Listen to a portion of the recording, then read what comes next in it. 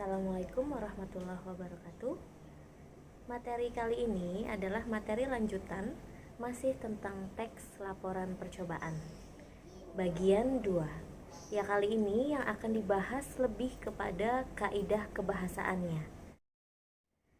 Apa aja sih yang termasuk ke dalam kaidah kebahasaan teks laporan percobaan? Yang pertama adalah kalimat perintah. Kaidah yang pertama adalah kalimat perintah.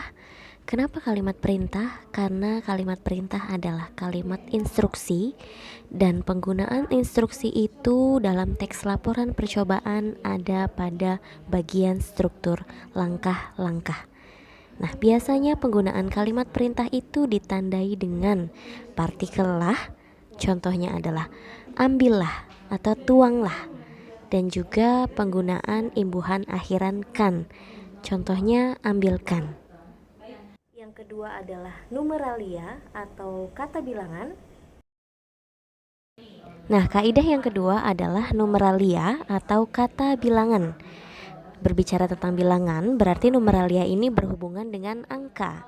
Nah, biasanya penggunaan kata bilangan ini lebih banyak digunakan di struktur bagian alat dan bahan, atau bisa jadi di struktur bagian langkah-langkah, dan bisa jadi muncul di bagian struktur hasil juga kesimpulan.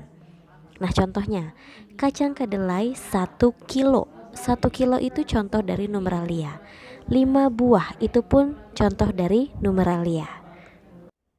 Yang ketiga, penggunaan dari konjungsi, khususnya adalah konjungsi urutan waktu, konjungsi koordinatif dan subordinatif.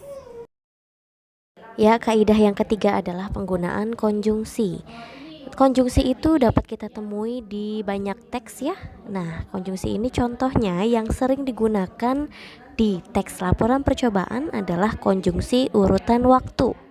Apa aja yang termasuk ke dalam konjungsi urutan waktu? Ini contohnya. Pertama, kedua, ketiga, selanjutnya, kemudian, sebelumnya, lalu, dan lain sebagainya. Selain itu juga penggunaan konjungsi sebab akibat. Ini biasanya ada di bagian hasil atau simpulan.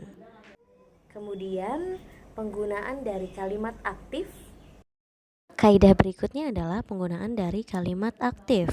Kalimat aktif itu berarti subjeknya berperan sebagai pelaku atau subjeknya melakukan suatu tindakan. Ciri-ciri dari kalimat aktif adalah menggunakan kata aktif di dalamnya. Kata aktif itu apa? Kata aktif adalah predikatnya merupakan kata kerja yang ditandai dengan imbuhan awalan me ataupun ber. Ya, contohnya adalah transportasi air dan mineral pada trakea berlangsung melalui perforasi ini. Dan yang terakhir adalah penggunaan dari kalimat majemuk atau kalimat kompleks. Ya, kaidah yang terakhir adalah penggunaan dari kalimat majemuk atau kalimat kompleks. Kalimat majemuk itu adalah kalimat yang memiliki lebih dari satu pola kalimat. Jadi dalam satu tanda titik terdapat lebih dari satu pola kalimat. Pola kalimat itu apa? Subjek, predikat, objek, keterangan. Nah, ada 2 pola kalimat minimal untuk jadi sebuah kalimat majemuk. Nah, ciri-ciri dari kalimat majemuk adalah di dalam kalimat tersebut terdapat konjungsi di dalamnya.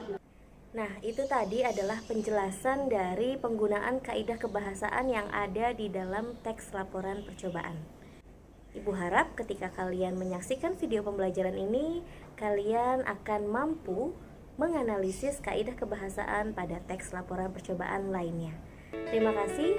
Akhir kata, Assalamualaikum warahmatullahi wabarakatuh.